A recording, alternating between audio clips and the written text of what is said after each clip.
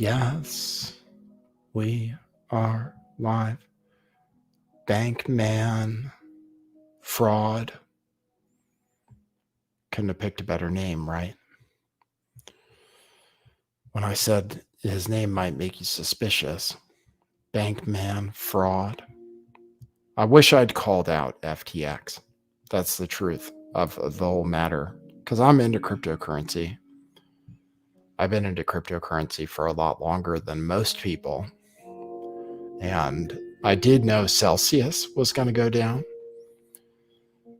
But I did get some advance warning on FTX from my crypto Discord, but I didn't call it.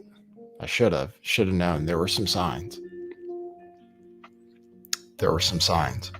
So I'll tell you about it on this episode. I'll tell you exactly what FTX was. So you know, what was FTX? Did you use FTX? I wonder if anybody in the chat used FTX. I'll tweet this out real quick. Did you guys catch my video about it? I made a video. People liked it, that's all.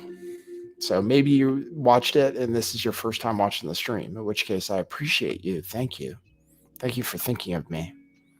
I was hoping the video would go viral, but then some people thought it might get banned because I mentioned a particular subject. So I don't even know if I'll talk about that. Oh, I might have to talk about that this time because it's in the news. Every day it's in the news. Somebody else is being anti-Semitic. So that's in the news again today. I don't know how to get away from it.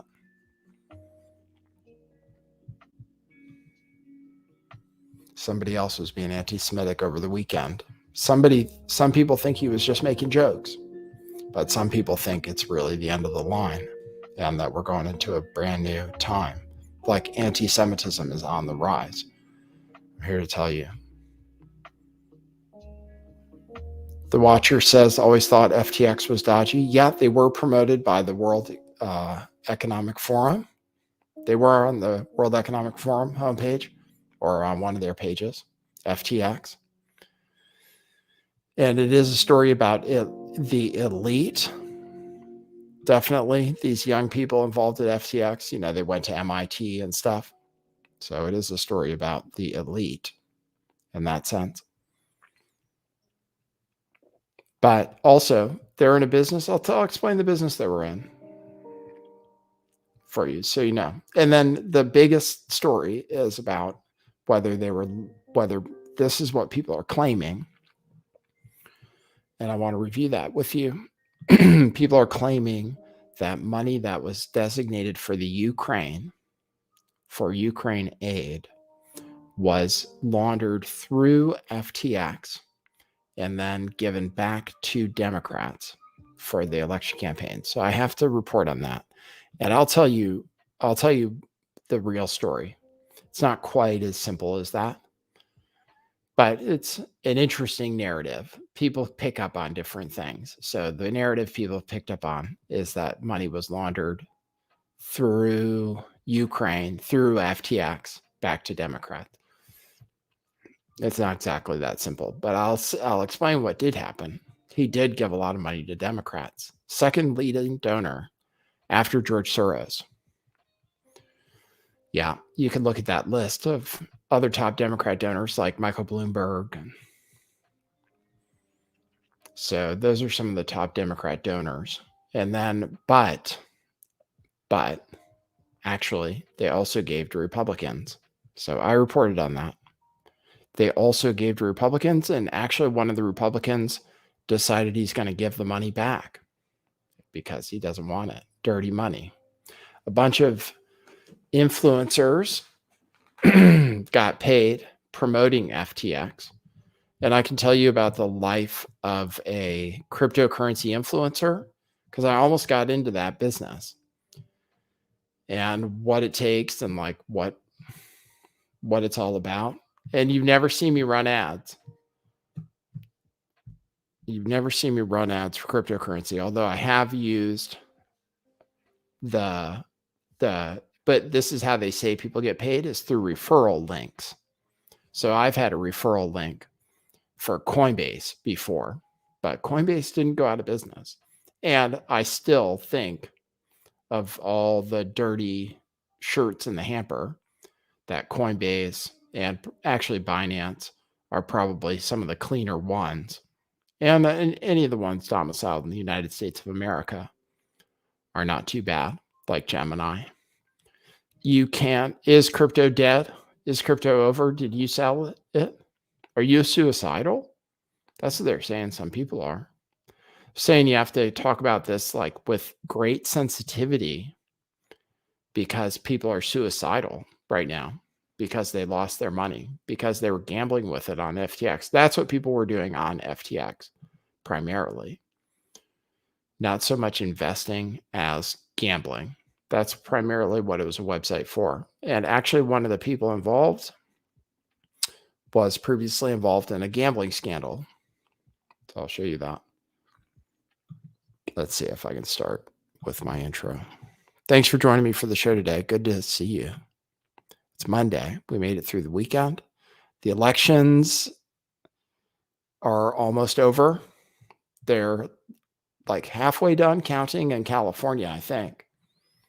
But they're almost all the way done in Arizona.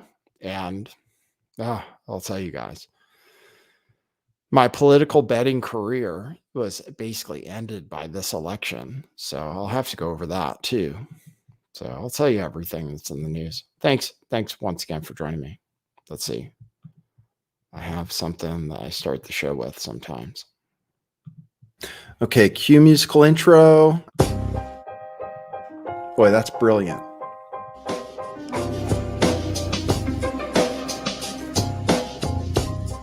I do think some things in the world are real.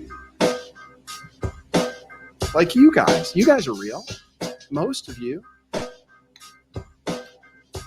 Most of my listeners, I think, are not just in my head. I think I have the metrics to prove it. You've taken a leap of faith today. What is that sound? And I apologize if you take offense. I'm a little offended myself. Welcome to our show. Welcome to the future. What it is, joining you live from sunny California. It's a beautiful day today. I'm your host, Nathan Stoltman. I bring you the news, the real news. Yeah, that's right. The real news. Sometimes I make videos too now. So I do the live show. And then sometimes on the weekends, I've been making some videos. So I made that one about FTX. I was hoping it would go viral. Maybe you guys can help me get the word out there because not many people are talking about how it could be a pedo cult. Not many people are talking about that. And not many people are talking about one angle of it officially because it is dangerous to talk about certain things. So anyway, welcome to the show. As for the election, we talk about that. It is almost over in Arizona, and I guess Carrie Lake lost. So that means I lost every single bet I made on the election because I cashed out of the one bet that I would have won and ended up betting more on Dr. Oz and Carrie Lake. And it looks like both of them lost. So let me see. Let me see if I can show you what the deal is for governor. 93% of the vote is in, and there's a 29,000 vote difference. It's not getting much narrower for Carrie Lake. So she's probably going to lose.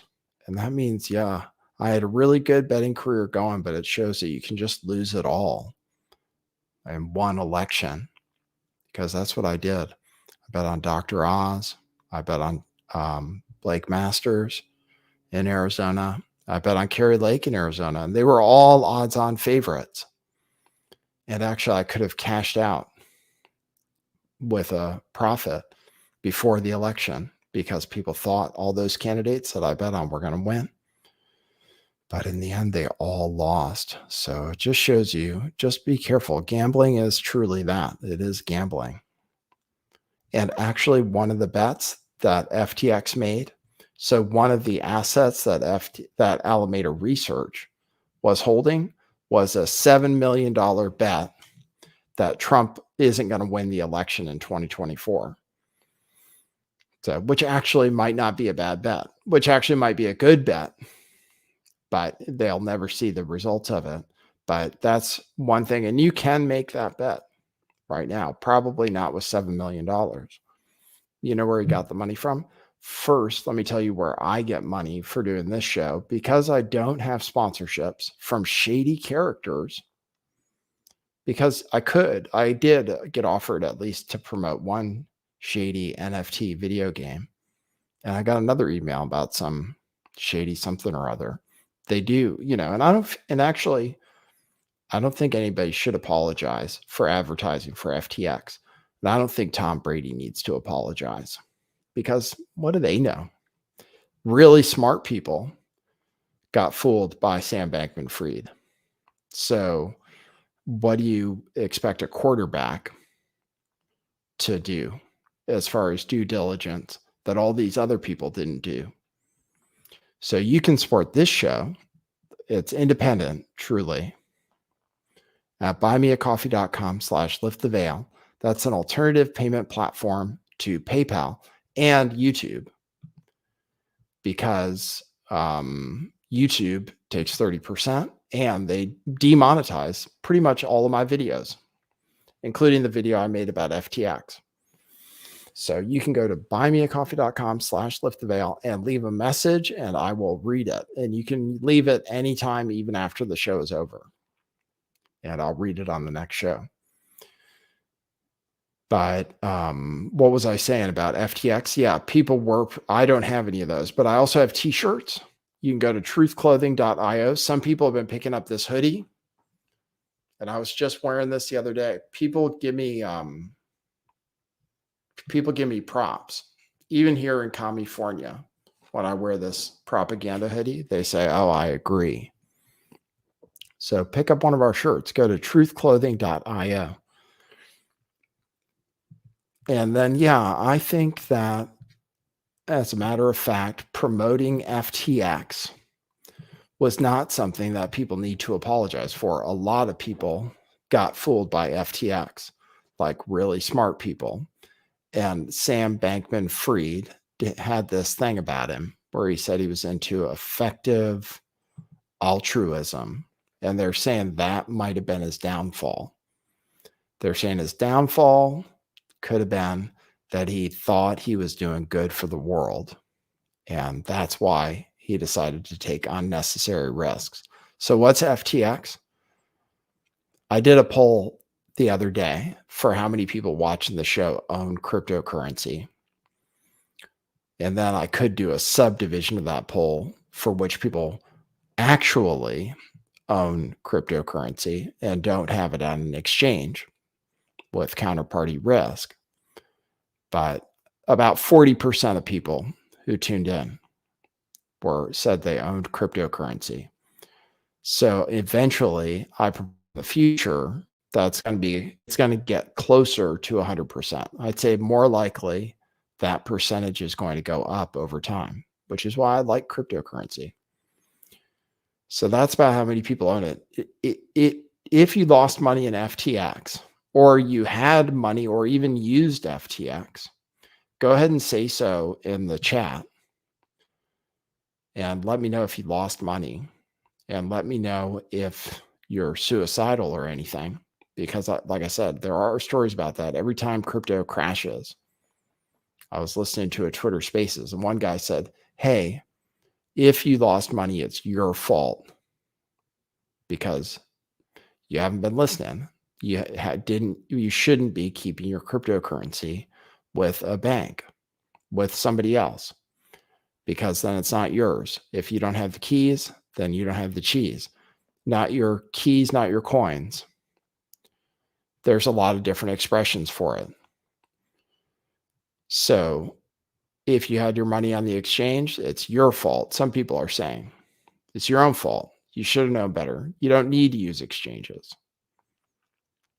FTX was a an exchange, a place where people could go to buy and sell and trade cryptocurrencies. It's specialized in leveraged products, which are like gambling, more like gambling. You should never use leverage.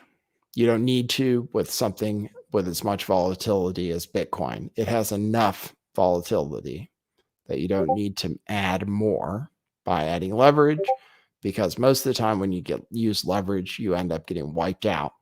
But that's the kind of trading that was offered kind of on FTX. So he catered to professional traders and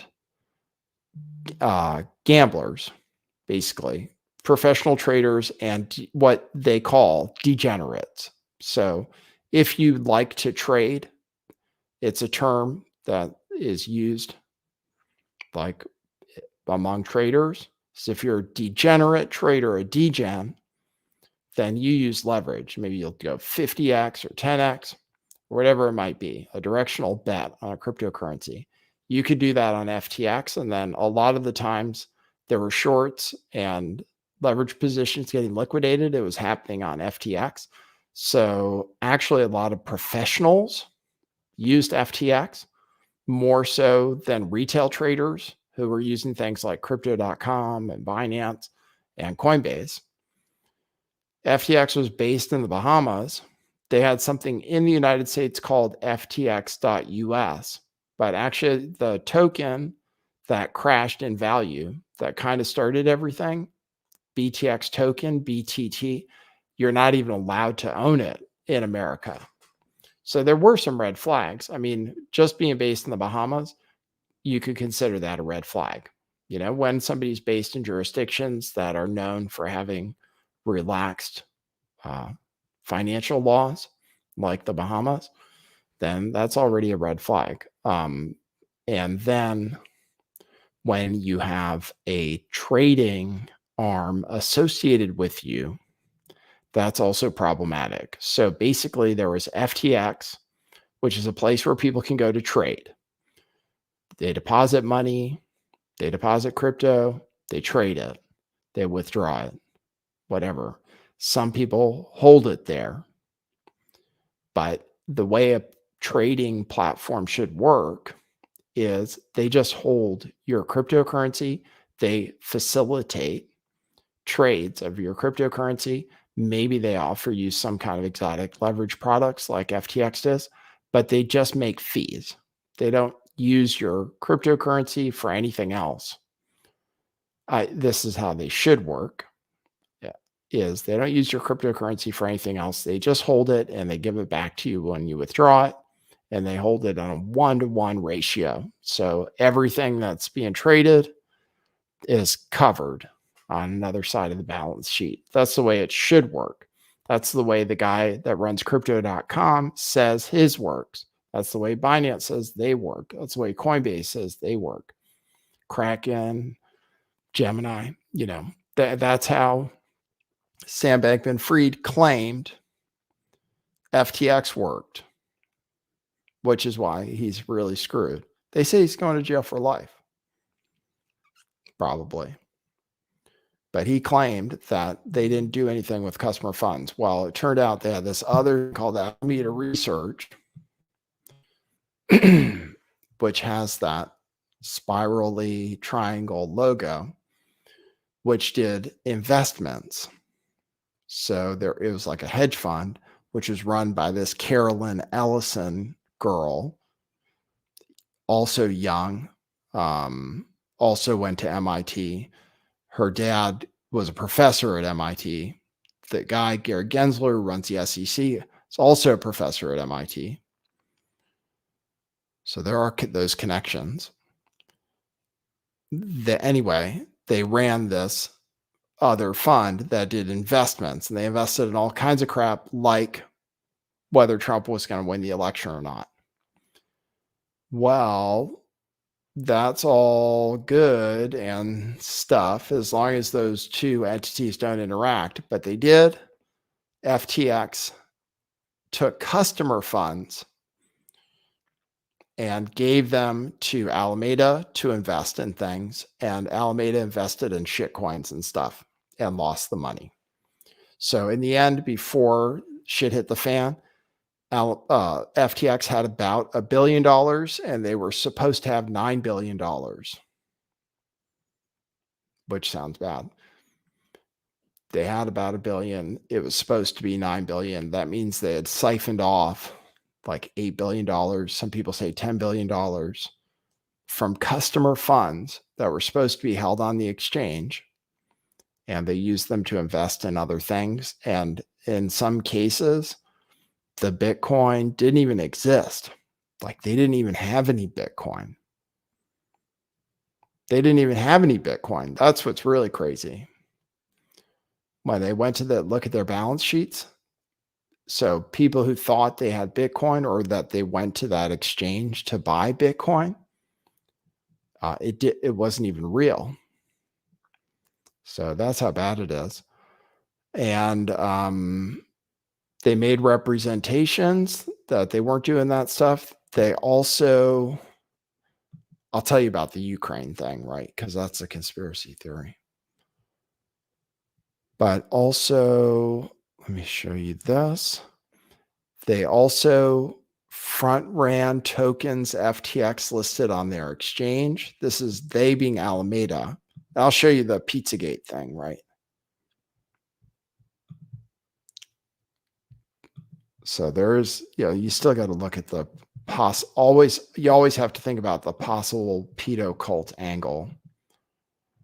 So I'll show you that. This is what people are talking about with Alameda Research. This is their symbol, right? Which isn't totally a spiral, but I get it. It does look kind of like the boy lover symbol from the FBI. So that's true. Alameda Research. And then Sam Bankman-Fried is wearing this. I think it's, if you could see the full picture, it's a light bulb with a heart in it, which people are saying looks like the heart within a heart girl lover pedo symbol. So people are pointing that stuff out. Okay. In addition to the possible pedo stuff, which I just don't know.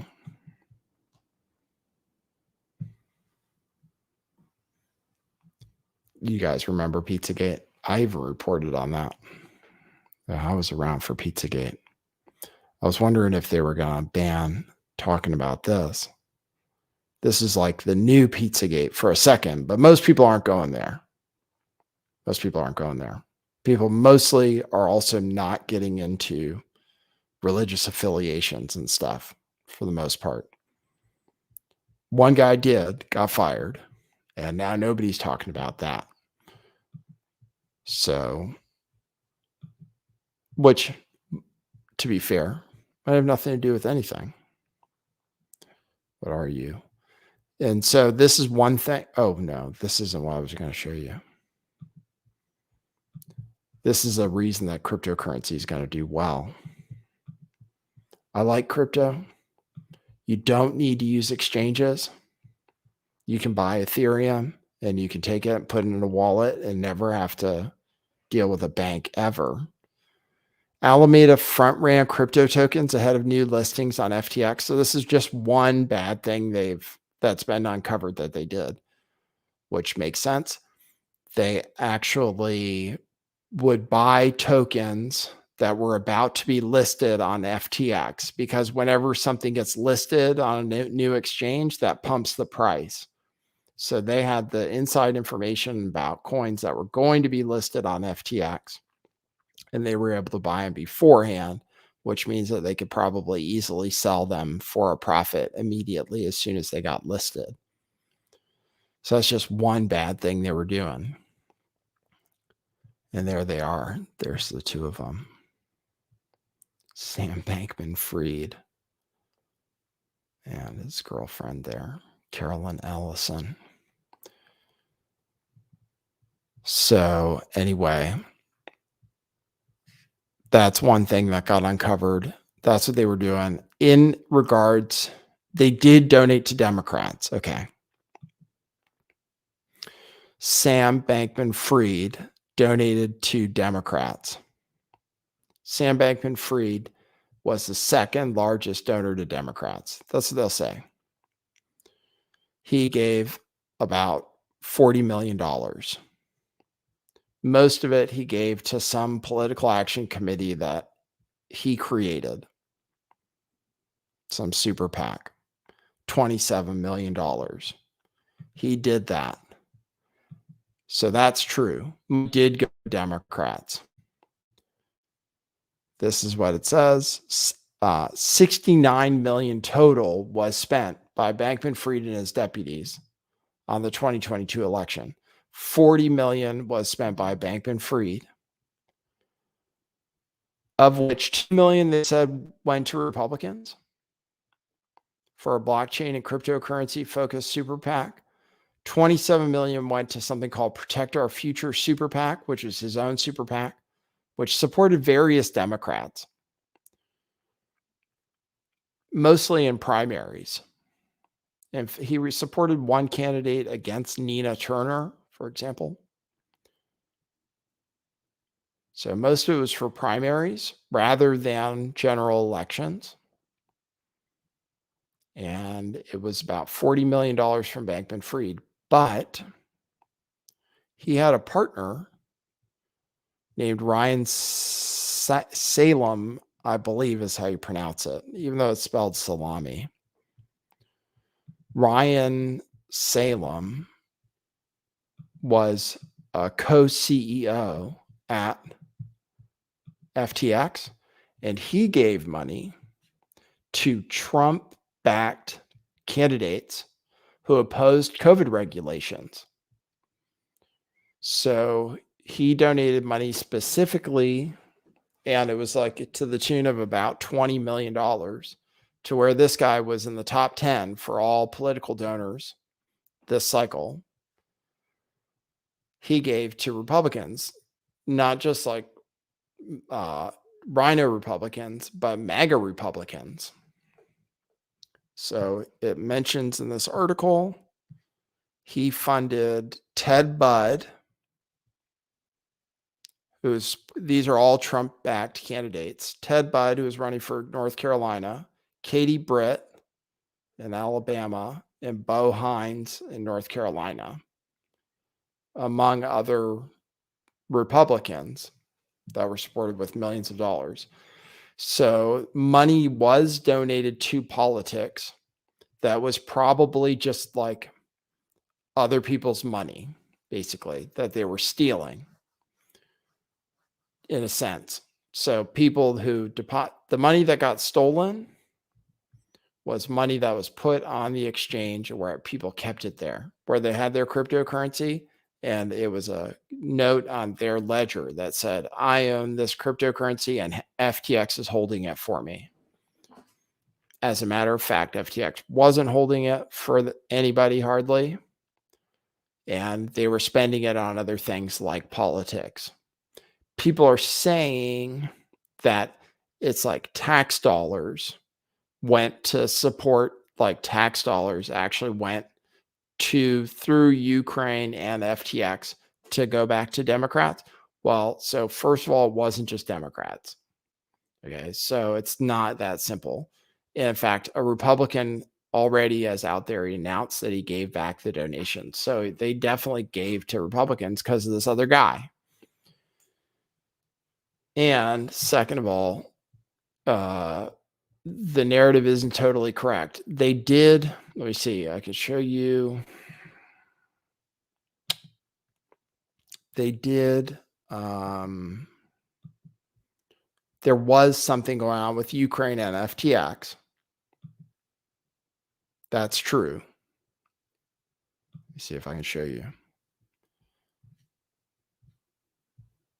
But it wasn't tax dollars as far as I can tell. So I'll show you what people are saying, and then you can decide. But this is like Ian Miles Chong saying Tax dollars go to Ukraine. Ukraine invests in FTX, and FTX donates it back to Democrats. That's what people are saying. That's like what the thumbnail I used for this video is a meme that shows the money going to Ukraine and then FTX and then Democrats. This is what it actually says here, though, that FTX was involved in. It says the Ukrainian government launched a crypto donations partnership with FTX. Per CoinDesk, FTX was reportedly converting donations into fiat for deposit at the National Bank of Ukraine. It described this relationship as a first. So actually, as much as they were involved in, as far as I can tell, I tried to research it because everybody's saying that that's happening, including Ian Malstrong. He's saying tax dollars go to Ukraine. Ukraine invests in FTX. FTX donates it back to Democrats. Well, it doesn't look like Ukraine invested anything in FTX as far as like this tweet shows. So he says something in his tweet and then presents this evidence, but this evidence doesn't show that Ukraine was investing money that was given by the United States government into FTX. This says that FTX helped convert donations from regular people, in which they would probably just take a small fee. So I don't think so. I guess that's maybe disappointing, but it's not just it's as far as I can tell, the money that they got to donate to politics, which they donated to both sides, was just money that they stole from people who thought they had assets on their platform. Pretty much more than tax dollars that were sent to Ukraine. It was more that they stole money from people who thought they had money in the platform. And the biggest losers are the people who had their money on FTX thinking that it was safe. You don't have to be a loser. You can hold, and you can still have cryptocurrency. And if you had it, it's actually not like crypto. It's not that bad compared to what can happen to cryptocurrency and what some people have been through. It's not that bad. Bitcoin is still at 16,000 something. Ethereum is still at 1,240 something. So as a matter of fact, it's not that bad. It could get worse. But the reason it's not that bad is because cryptocurrency is good. Nothing happened bad with crypto. And DeFi is fine. So the way I handle my cryptocurrency and the way I've shown people how you can do it is you hold it in your own wallet, which you have your own keys to, which means you have like a 12-word password that you can set up your wallet with at any time. And then you can just trade it, cryptocurrency, specifically Ethereum and other cryptos that have smart contracts.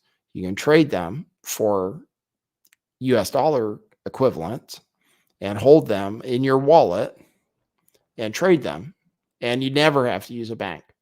Use a decentralized protocol to trade from, like, I have Ethereum, it's in my wallet. And if I want to, I can go to a decentralized platform where I don't have to deposit anything, where nobody holds anything. And they can swap, and the money ends up in my wallet again. So that's different. You go to an exchange, you deposit, and then they're holding your stuff. So basically, it's kind of like a bank. That's what people don't realize. FTX is like a bank, except probably way better than most banks. I mean, it's probably banks are doing stuff that, well, way better than most banks. That might be a stretch. Okay. Banks are also bad, is what I'm trying to say. Banks are also bad. Banks don't have to hold anything. So these cryptocurrency exchanges that are actually doing what they're supposed to be doing are actually far superior to banks in many ways, because they're actually holding the assets there, which a bank doesn't have to do. A bank doesn't hold your money at all. They have zero reserve requirements ever since COVID. It used to be 10%. Now it's zero. So banks literally have no requirement to have any of your money available at any time. So Look it up. Seriously, just look up zero reserve requirement. They did it during COVID. So a bank literally they have to have nothing. So I'd prefer personally to have US dollar coins in my wallet than I do US dollars, digital dollars, or whatever they are, as a note on a ledger at my bank, because I know that's all it is. Like they, but the one difference is they say it's insured, but they don't have the money to cover it if all the money disappears. So FTX was bad. Banks, though, are bad. I don't trust banks. Doesn't matter. It doesn't matter what the religious affiliation is of whichever person is in charge. I don't trust bankers for the most part. I like to listen, and some of them are better than others. But for the most part, you shouldn't trust them. That's what cryptocurrencies were designed for, was so you don't have to trust anybody. And you can still use cryptocurrency now, and you don't have to trust anybody. You don't have to use FTX. You definitely don't have to store your coins with somebody else. You can store them on your phone. It's pretty safe. It's as safe as lots of other things. You can store it on your phone with your own keys. But actually, JP Morgan says this is good for cryptocurrency. So JP Morgan, which is probably a criminal enterprise, well, which has gotten fines for being a criminal enterprise before, manipulating the gold market and silver market and stuff. JP Morgan says that the FTX collapse will be a massive ramp for institutional adoption. So what they're saying is that as a result of this major failure of FTX, that now they're going to regulate things sooner, and that'll be good for institutions who want more regulation. So that is what they're talking about. They are talking about regulating cryptocurrency in the extent that it would protect people from situations like this might not be a bad thing. And it's certainly a good thing if you're an institution and you're thinking about investing in somebody or using a platform like FTX, which a lot of institutions did. So regulations are probably coming. So far, regulations haven't been bad for cryptocurrencies so far. People are scared of them. They don't want them to go too far. But so far, regulations, whenever they happen, and as much as they happen, they haven't been bad for cryptocurrency. So they're probably coming. Yes, central bank digital currencies are coming. And yes, central bank digital currencies are still like evil, probably, or they intend to be evil. You don't necessarily have to use them right now, today. You can buy Ethereum, you can hold it, you can exchange it for US dollar coins, which are the equivalent of USD, and which probably will stay pretty stable. And you can do that, and you can hold it in your own wallet. You could send it to anybody in the world for maybe 50 cents on the Ethereum network. And then you can do all those other things, which I explained to you. It still works. Still works right now. It never stopped working. So cryptocurrency, in the long term, it's so you don't have to use banks. So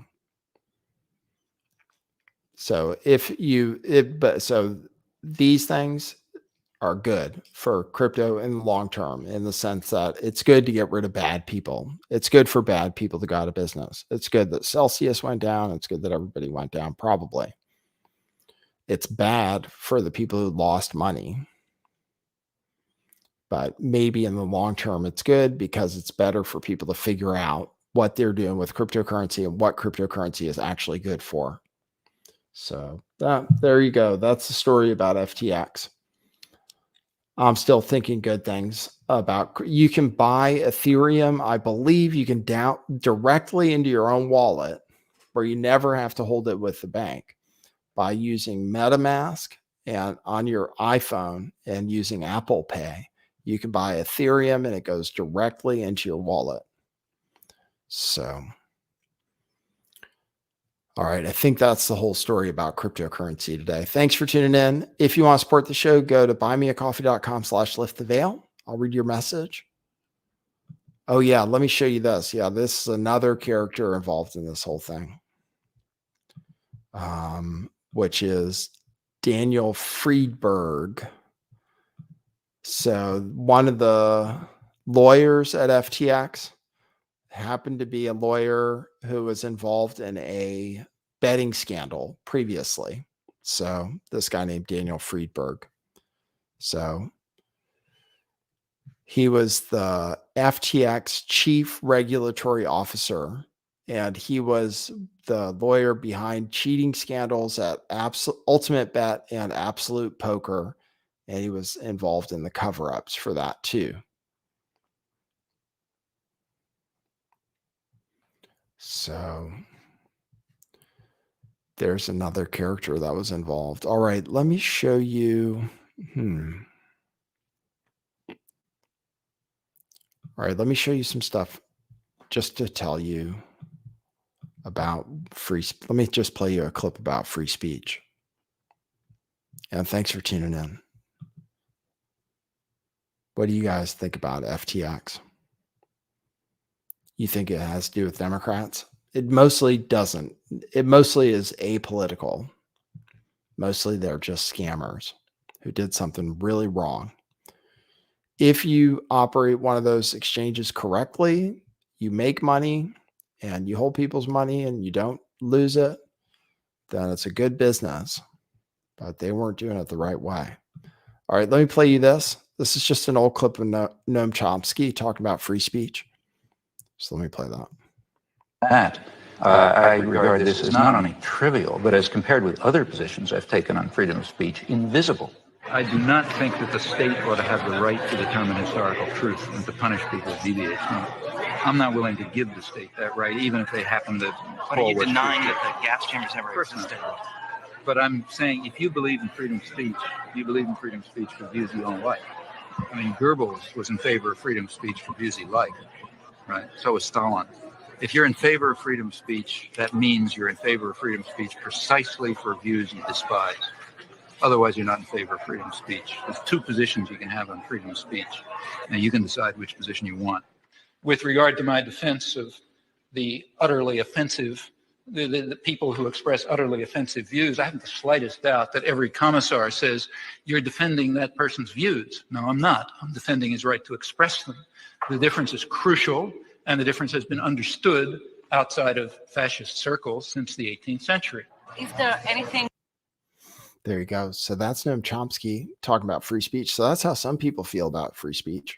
And then the ACLU used to really care about free speech. You know, there were a lot of like Jewish lawyers at the ACLU who fought so that the KKK and could march through Jewish neighborhoods.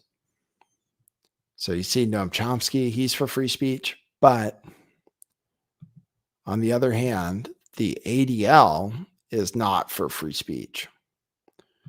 And the ADL and some other people are not happy about how some Black people are talking, mostly. I mean, just when it comes down to it, there's just something going on between Black people and Jewish people. Some of them, not all of them, but some of them. There's just a thing going on for sure. It started with Kanye West, and then it got to Kyrie Irving. And then this other guy in cryptocurrency, you know, now he got in trouble. This Black guy who is a writer for CoinDesk talked about the religious affiliation of the different people involved in the FTX scandal. And then he got fired. And then I was in a Twitter Spaces where everybody was talking about that. So then Dave Chappelle talked about what Kanye West said. And Dave Chappelle is now being accused of spreading anti-Semitic views. So now it really is like really is the thing. I'll show you some of the things the ADL is doing. But it really is a thing, that's for sure. I'll show you what Dave Chappelle said on SNL this weekend about what Kanye West said and about what you're allowed to say about, let's say, like Jews in Hollywood is what he's talking about. So I'll let him say it. Then I'll show you the reaction from some people. Let me play that clip for you. All right, so that's a clip. It's a good clip. He is funny. Oh, sorry. What can I even say? Some people thought it could be funny to say that. But some people think it's really, really offensive. So I've seen opinions vary even among Jewish people.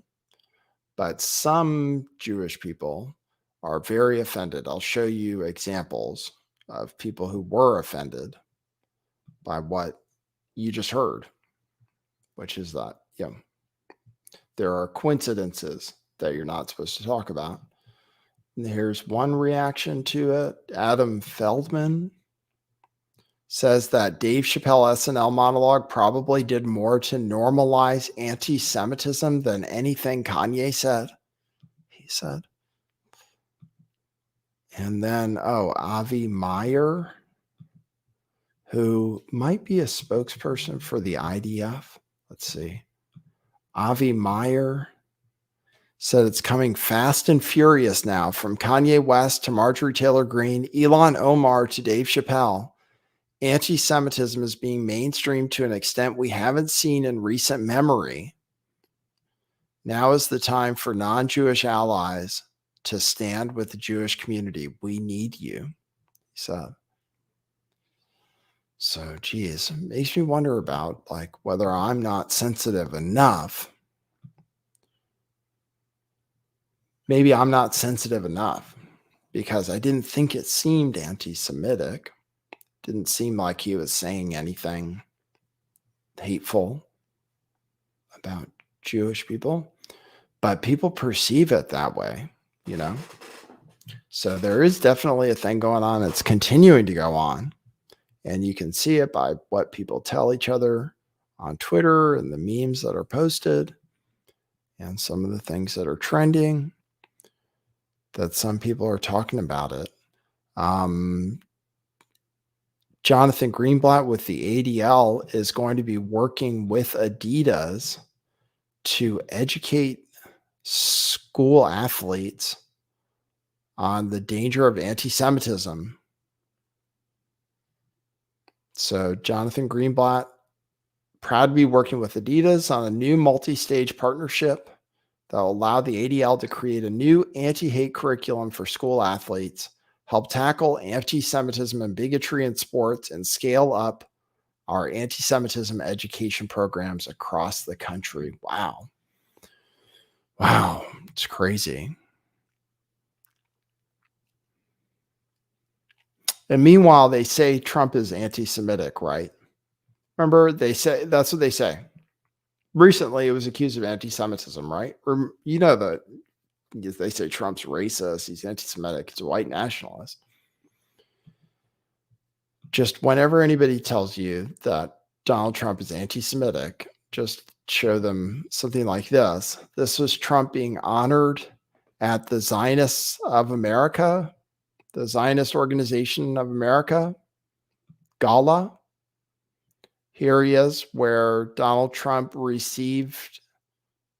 This is Caroline Glick saying, tonight in New York, I had the honor to meet and sit with President Donald Trump at Zionist Organization of America gala, where he received the richly deserved Theodore Herzl Medal.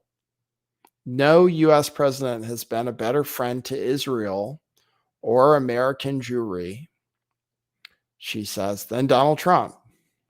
So that's what Zionist Jewish people, to a large extent, love Donald Trump, because they love what he's done in Israel, like moving the embassy to Jerusalem, and kind of getting behind a one-state solution. They love Donald Trump. So this is what I was saying is groups like this will have to decide whether to support Trump or DeSantis. But DeSantis also loves Israel. So no matter what we're going to get in our next president, you will not have a choice. Trust me, when you vote this election, you will not have a choice between a candidate who supports Israeli foreign policy and a candidate who doesn't support Israeli foreign policy. Both candidates will support Israeli foreign policy. Both candidates will say they stand with Israel. As a matter of fact, the New Hampshire Republican Party is in trouble with Stop Anti-Semitism or Stop Anti-Semites for saying that Israel has influence in politics.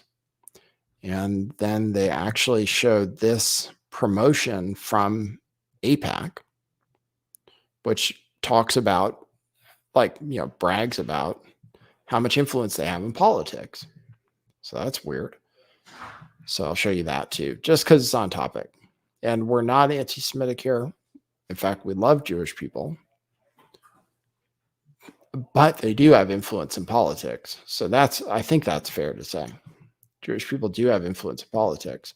Look no further than Sam Bankman-Fried, George Soros, Michael Bloomberg, Larry Ellison, all in the top 10 of donors this cycle.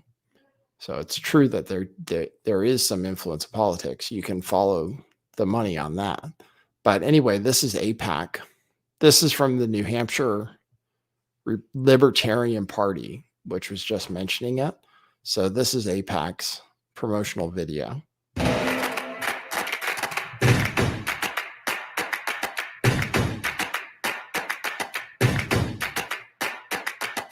Please welcome Senate Democratic leader, the Senate Republican leader. Please welcome Speaker of the U.S. House of Representatives. Please welcome Secretary of State. I'm honored to introduce the Vice President of the United States. Ladies and gentlemen, the President of the United States. Please welcome back to the AIPAC stage the Prime Minister of Israel. From day one, Israel found itself in a unique alliance. The alliance between Israel and the United States of America. In the United States, our support for Israel is bipartisan, and that is how it should stay. Our strategic ally, our unbreakable friendship. America is safer when we stand with Israel. Because if you care about American security, you must care about Israel's security.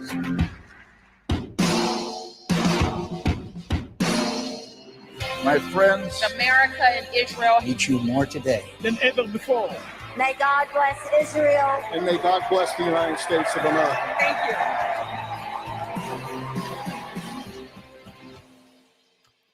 I mean, what can you say? That's what AIPAC says about themselves. So, yeah, they support both sides for sure. And it is why you see that no matter who the candidate is for president, they will almost 100% of the time so far say that they, are friends to Israel for sure. And they'll support all the aid and everything else. So, but Donald Trump has competition because of DeSantis on that front. So I just thought I'd cover all the claims just because, everybody's saying everybody's being anti-Semitic. I hope I'm not being. I don't want to be. And I also don't want to get punished. I don't want to get censored for saying the wrong thing. So but that's what's in the news. I'm reporting on what's in the news. Some people are talking about some things. So, all right, let me see if anybody gave me any coffees. And then if people did, if I get enough coffees, maybe I'll take phone calls. Let me see if we got any coffees today. You can still support the show by going to buymeacoffee.com/lifttheveil. Also read the tips over on Rockfin. Thanks, Spaldo. Thank you, Spaldo, who says, happy birthday week, old timer. Thank you for that. Yeah, it's my birthday in like a couple days. Thanks, Spaldo. I appreciate it. Jim from Baltimore got a coffee. Rip the Veil bought 3 coffees on Friday, I think, who said 2 for past shows, 1 for the next show. And someone else bought a couple coffees after the last show. Says, I enjoy your show and your view on things. Longtime listener, take care. Preston from the other LA bought a coffee, said, thank you for caring enough about others to keep going. Thanks for that, Preston. And then let me check out what's going on in Rockfin. Thanks, Jacob's Ladder. Thanks, Duluth Hat, who says, how can we trust a wallet? Which one's trusted? MetaMask, is that a wallet type? Thanks for the guidance. Got to get mine off Coinbase. Okay. There are wallets like Coinbase Wallet. There's Coinbase Wallet, which holds lots of different stuff, which is a wallet that runs on your phone. MetaMask, which runs on your phone or on your browser, is a type of wallet that holds Ethereum and can hold other things, but mostly Ethereum, and then things based on Ethereum. And then there's something called Exodus Wallet, which is another free wallet. And as long as you have your keys, those for the most part are pretty decent. Coinbase Wallet is a wallet that's not the Coinbase app that holds cryptocurrencies, and you can hold, a lot of different kinds in there. So yeah, Coinbase though is still okay. Coinbase is still kind of okay compared to these other things. They're not doing the stuff the other people are doing. Fogan Filter said, did I ever do the interview with Ryan from TLAV? Yes, I did do an interview with Ryan from The Last American Vagabond. It's on Rockfin on his channel. It's a premium show though. So you have to be subscribed to Rockfin to watch it. So if you're going to do that, you could subscribe on my channel and then watch it on his channel if you wanted to. If you want me to get the Rockfin support, because that is one way you could support the shows, by subscribing to Rockfin. And but yes, Ryan, I did do an interview with Last American Vagabond, who's banned from everything. So it's on all alternative platforms, but he put it on Rockfin for premium users on his channel. So you can check it out there. So all right, let's see. I can open up the phone to see if anybody wants to call in real quick, because Spaldo did get me some coffees. So I appreciate that, Spaldo. So I'll open up the phone just to see if anybody wants to call in. Maybe somebody has money on FTX. And if you need help with cryptocurrencies, I did do cryptocurrency consulting as a job for a while, and I can still do it. So if you want cryptocurrency consulting, you can go to bitcoinmissionary.com and you can book it with me. I'm available. I think I put myself available between like 10 and 3 my time, but I have to make sure to check my calendar if you do that, because nobody's booked with me for a long time. But I do help with cryptocurrencies. I am an expert at cryptocurrency. I do consider myself an expert, but I think that I'm objectively compared with most people, I'm an expert. There are some people who know more than me, but not very many, relatively speaking. You can call in if you want. I have to show the phone number, 650-429-8294. You can get a hoodie at truthclothing.io, like this one. Not your keys, not your crypto. Not your keys, not your cheese. Not your keys, not your coins. No, you can list your favorite expression that people use. No, if you don't have your seed words, then you don't have your crypto.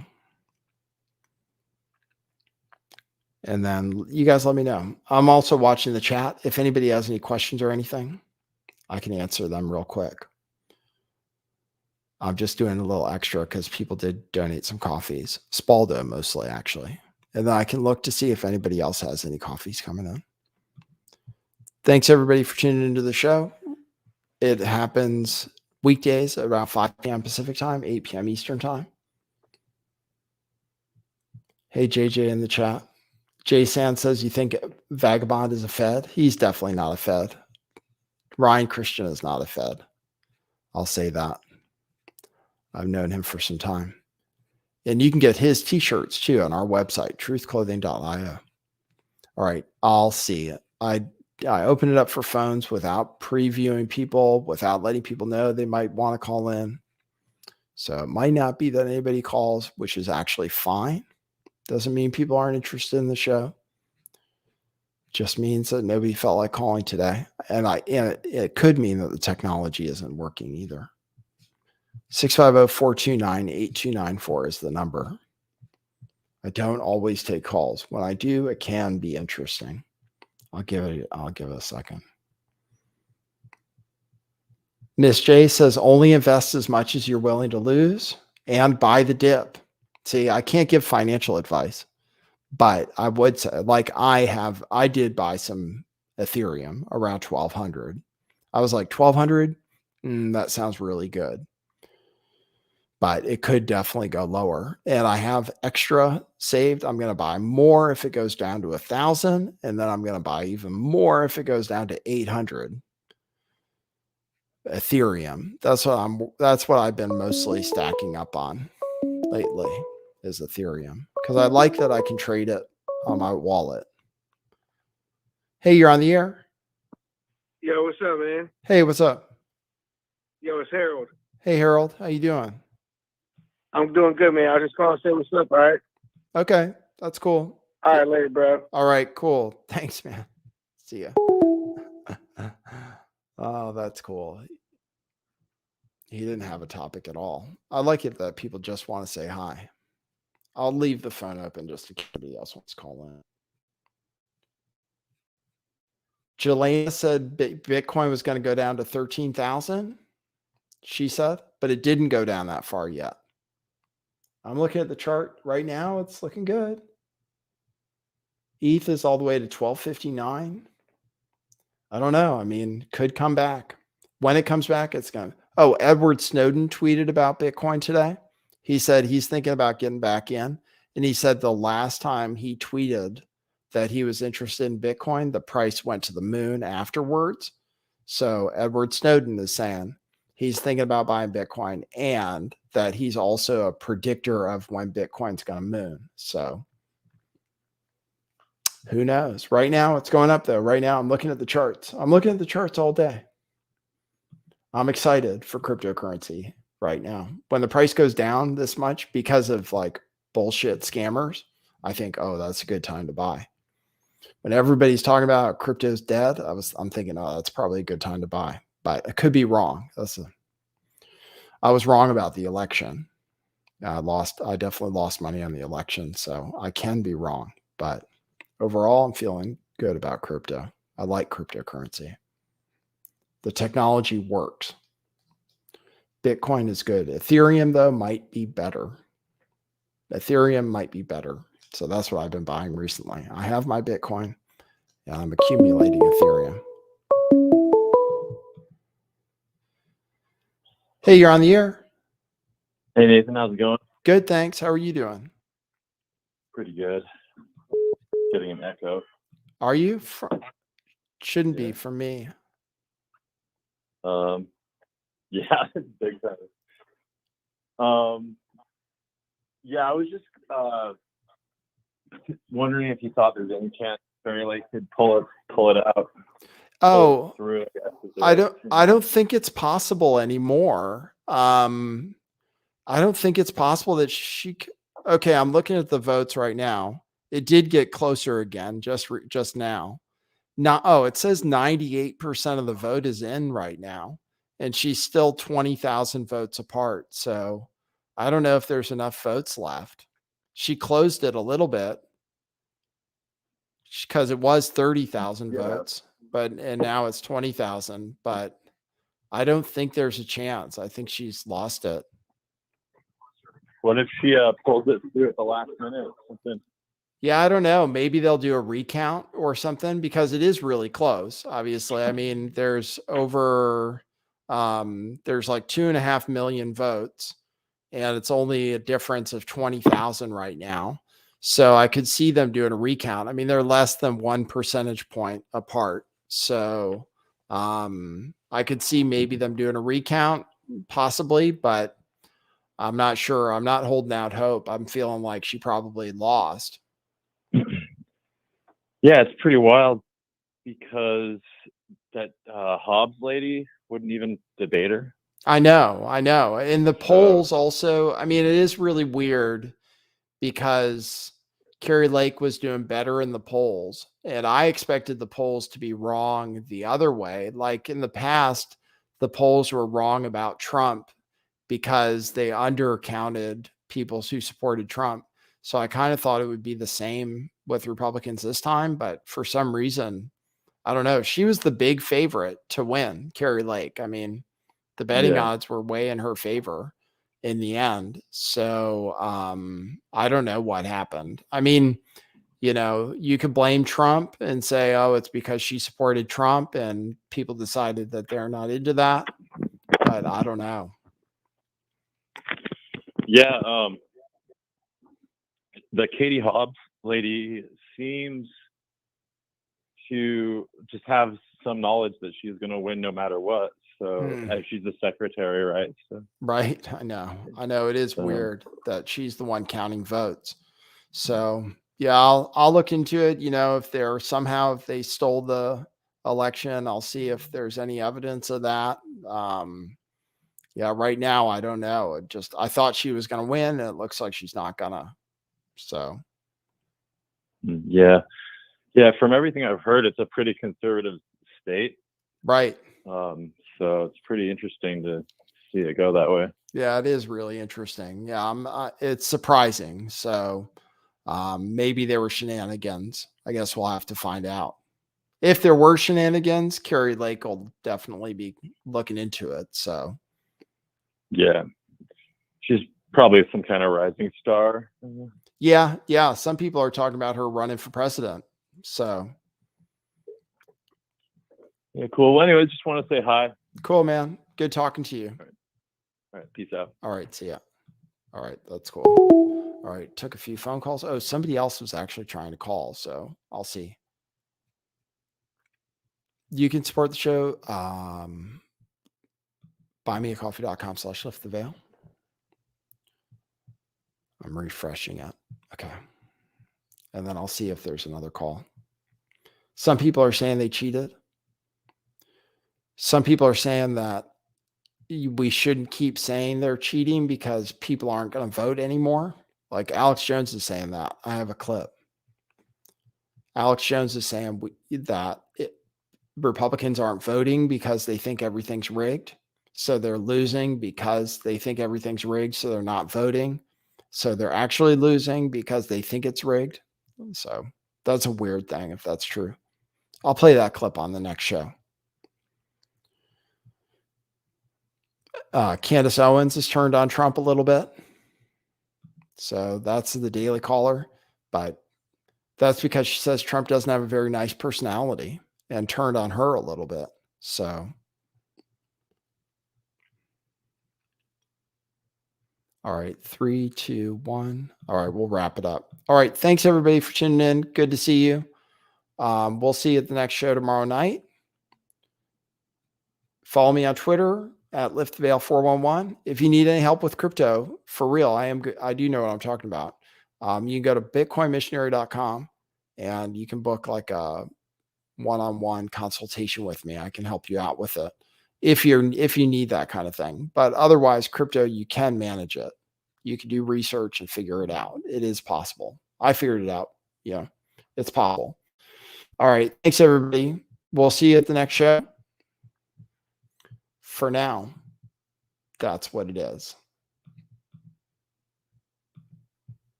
And I'm going to remember